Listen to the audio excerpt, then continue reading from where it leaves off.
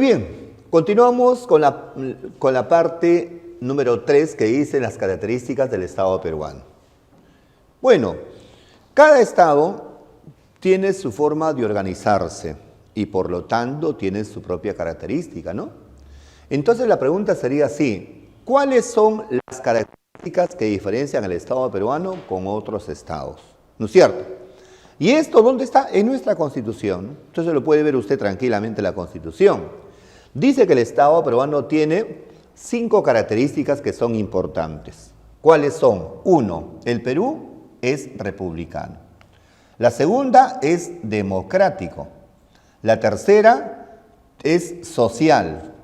La cuarta es soberana y la quinta es indivisible. ¿Correcto? Esas son las características del Estado peruano. A ver, ¿cuándo se dice que un Estado es república? Por ejemplo, decimos así, ve, la República Peruana, ¿cataste? La República Argentina, ¿por qué dicen que son república? O sea, ¿qué cosa debe pasar para ser república? Entonces, para que un Estado sea república, deben pasar 3 cosas fundamentales. Y hay que acordarse, ¿eh? ¿Cuáles son? 1. Que en esa nación, en ese territorio existan los 3 poderes del Estado. ¿Correcto? Los 3 poderes del Estado. En forma independientes y autónomas. Entonces, analiza.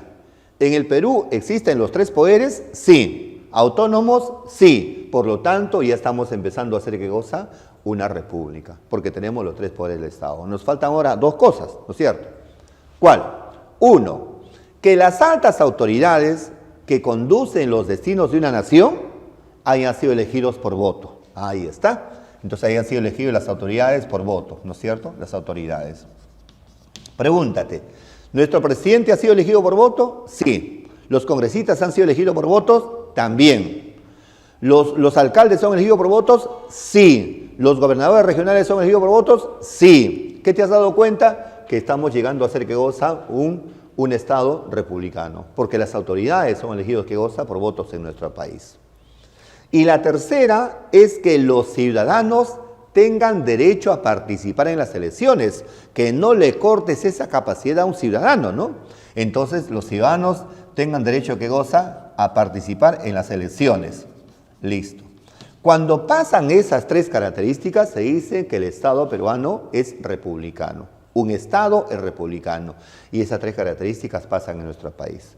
Hay los 3 poderes autónomamente, ¿no es cierto? Las autoridades que nos conducen han sido elegidos por voto, ¿no es cierto? Por eso muchas veces puede haber revocatoria y también puede haber remoción si es una autoridad que no ha llegado por voto, y que los ciudadanos tengan derecho a participar ¿en qué? En las elecciones. Cuando pasa eso, se dice que es republicano. Entonces el gobierno peruano es una república, ¿no es cierto? Muy bien. 2. La segunda característica es que el Estado peruano es democrático, ¿no es cierto? Claro. ¿Qué significa que un país sea democrático? Bueno, nosotros podemos acá dividir esta palabra en 2 partes, ¿no? Así es, vean. Demo es pueblo y kratos es gobierno. Por ejemplo, si me dicen burocracia, burocratos, entonces, ¿qué significa buró? Buró es mesa, es escritorio, y kratos es gobierno. Burocracia significa gente que manda sentado de su mesa, ¿no? Y básicamente hacen referencia a ¿quiénes? A los famosos congresistas, ¿sí o no? ¿No es cierto? Plutocracia, Pluto es rico, pues no, Pluto no vaya a pensar que es un perrito, algo, ¿no? Es rico, ¿no? Y plutocracia, gobierno de los ricos, de los que tienen que gozar poder económico, ¿no es cierto? Entonces, demo es pueblo y kratos es gobierno. La respuesta es simple, ¿no? Somos democráticos porque el poder nace del pueblo. El poder viene del pueblo y encima va hacia ella. Por lo tanto, si el pueblo pone a un gobernante, el pueblo también es capaz de sacarle a ese gobernante. Esa es la famosa, ¿qué cosa? Democracia. Demo, gobierno que goza, elegido por la población. ¿Ya está? También dice que la característica del Estado peruano es que es social. ¿Qué significa que el Estado peruano sea social? ¿Qué significa esto?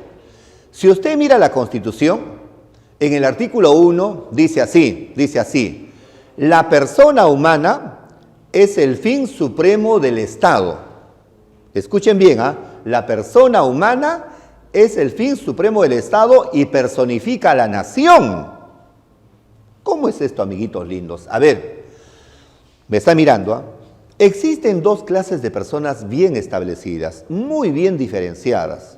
¿Cuáles son? Uno, yo me dibujo acá. ¿Qué soy yo? Una persona humana.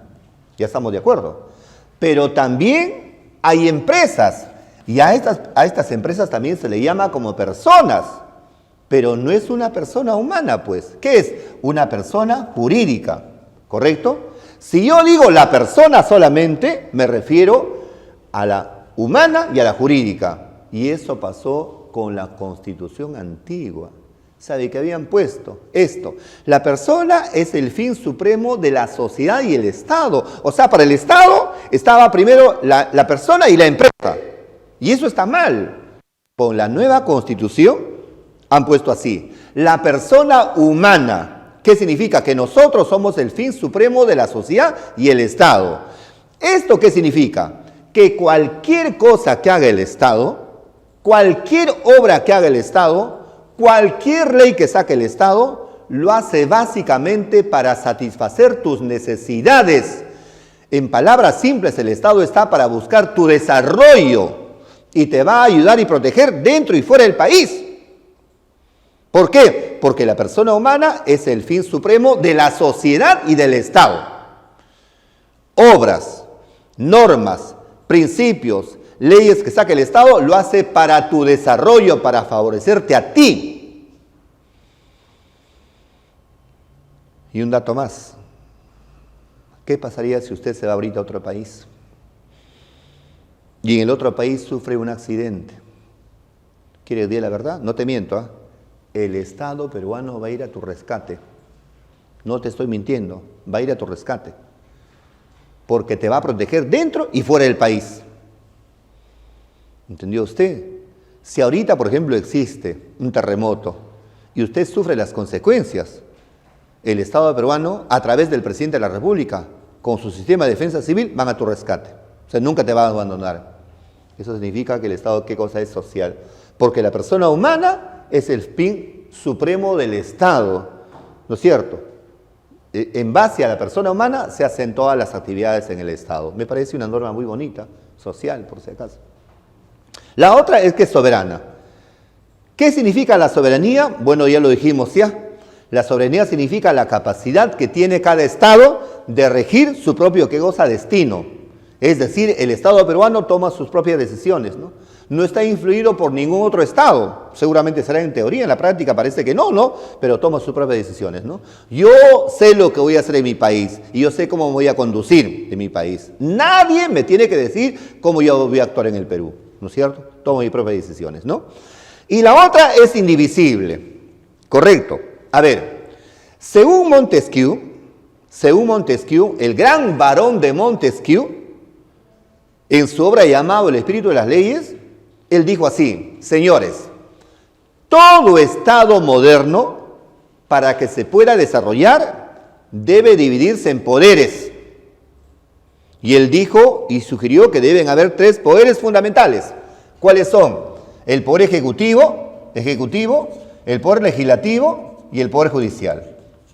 ¿Qué decía él? El ejecutivo debe conducir el país, el legislativo debe sacar leyes y el judicial debe castigar a los infractores. Correcto. Pero a pesar que Montesquieu dijo que el Estado peruano, el Estado debe dividirse en poderes, el Estado es uno independiente. ¿Por qué? Porque los demás gobernantes no tienen autonomía jurídica. Eso significa que el Estado peruano sea, ¿qué cosa? Indivisible. ¿Ok? A ver, pregúntate, cuando tú te vas ahorita a Estados Unidos, cada Estado es independiente, por eso se llama un Estado federal. En el caso peruano no es así. Los departamentos no tienen autonomía legal, no, ellos se rigen de una norma central. Pueden tener una autonomía económica, seguramente, pero jurídica no. ¿Correcto? Por eso se dice que es indivisible, ¿no es cierto? Porque los poderes del Estado se dividen, pero no para separarse, sino para cumplir con cierta función. Eso es indivisible.